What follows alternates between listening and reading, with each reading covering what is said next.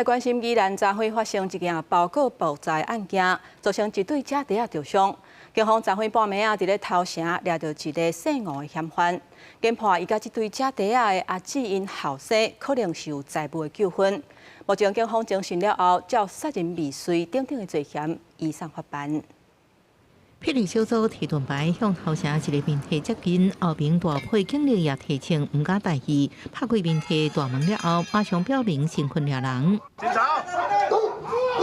警方发现汤白体嫌犯咧困，马上将伊压制，带登警局侦讯。宜兰面体就是发生包裹爆炸案件，细找细红假地拍开包裹了爆炸，骹手真侪所在受伤，好在在送医了后无生命危险。警方调查发现包裹无邮戳，加上福建人表示，最近有成群的查甫人真侪摆伫周边杂谈，研判嫌犯亲身将包裹送到伤者的徛家。我们过滤出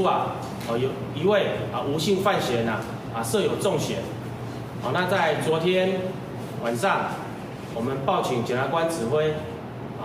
法院核发搜索票，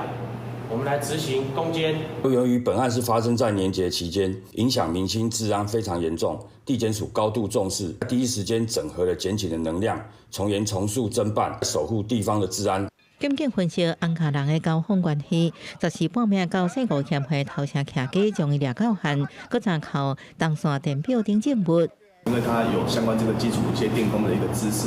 一些背景，那因此包括我们进行在